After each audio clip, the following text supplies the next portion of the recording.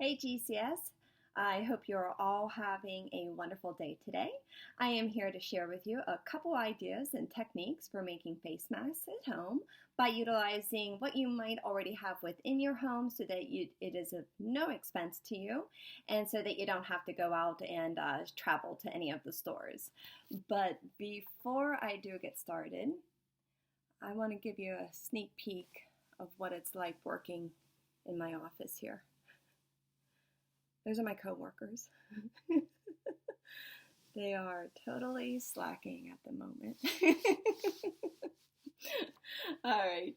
So GCS has sent out a email to you and a memo. And within this memo, there is going to be a link from the CDC that has instructions on how to make face masks at home with several different methods. I want to give you a little peek here of what that looks like. So once you click on the link, you're going to be able to pull this up. Again, this is from the CDC. They have all of the instructions on here, which is very nice, all of the measurements, everything that you would need to do. And so I'm going to go over some of those with you guys from the materials that I have here at my home. So the first one that they go over is one that is actually a sewn cloth face covering. That requires a sewing machine, or maybe for those of you who are pretty handy with a needle and thread. I am not either of those, so I'm unable to do that tutorial for you. But again, all of those measurements and everything that you need to do and all of those instructions are pretty well mapped out and easy to do. So if you are one of those crafty folks that owns a sewing machine or you're good with that needle and thread, have at it. I'm sure they'll turn out wonderful. The next one that they have for us here on the sheet is how to make a face mask real quick out of a t-shirt, okay? So I'm going to move my camera down a little bit here. I'm going to let you see that I've already pre-cut mine, but I'm going to lay it all back out for you. So you have your t-shirt here. This would have been a full t-shirt. And I have a measuring tape, okay? And it tells you that you want to measure about 7 to 8 inches up, which is what I had done. I just took my tape measure, measured it up, and marked it off. And then I cut that. I used a pair of hair cutting scissors, so they're super sharp. So I was able to cut that, move that part away. Right? And then it tells you from here, you have this size, like we do here, and then you're going to measure in about 6 to 7 inches, and you're going to cut out so that we can basically make those straps for our mask. So I did exactly that. I used my measuring tape and just measured in 7 inches, and I mapped it out, and again, used my scissors, obviously, to cut that out. And then the final step of that was just cutting your ends. So you cut those off, and then you have a top and a bottom to your face mask so that you are able to tie.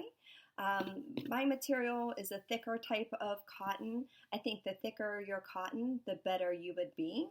And then obviously this is washable and reusable. So that is that example.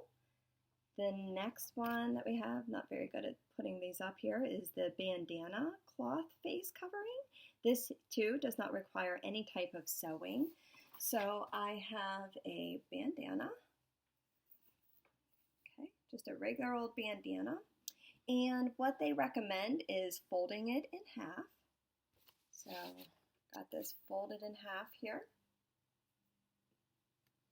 From there, it tells you to fold it then into thirds. Fold it here and there. And then you can use either rubber bands or gum bands. And you're going to place that on the inside here.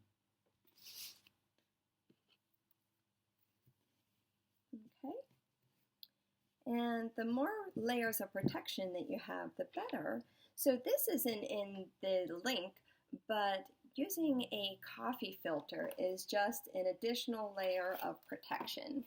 So you can take your coffee filter, again, you don't have to do this, but you can. You fold that, and then I'm going to fold it just a little more to make sure that it fits within my handkerchief. And then I can place that inside here. Okay. And then I'm just going to fold over my sides. That's to go behind my ear. Fold over my other side. Okay. You can absolutely leave it just like that to easily pick it up and place on your face. Or if you feel a little more secure, you can tuck in your ends and place them securely inside of the other side. So again, you are able to pick that up and place that right over your ears. So those are the methods that you're going to see in that link. Of course, I'm sure you've seen people just kind of pulling up their shirts over their faces, or even just using a regular kind of handkerchief. I think this one came from the dog whenever he got his hair done, but it's super cute. And it would be the same thing. I mean, you could just go ahead and fold it around, or you can do that same method that we had just done with the other handkerchief. You see, I can easily fold this over, and I can fold this up, and then again, and same idea, I can take my gum bands, place it in on either side, and then fold those sides in, and then again, having a nice little face mask that you can make. Okay. And then what I kind of wanted to go over with you too is that in that memo that was sent out, there are some guidelines for appropriate handling of your mask. So the first thing is before you even go to put on your mask, you do want to make sure that your hands are clean, right?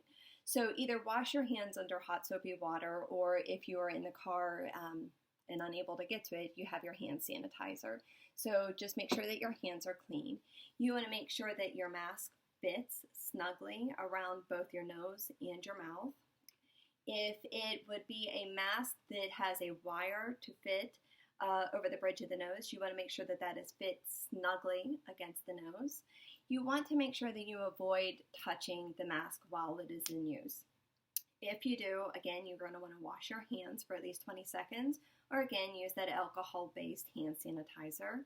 The masks that you are wearing should either A, be discarded if that's the type of material they are, or B, after you are done working, you're going to take this home and wash it and then just reuse it the next day after it's clean.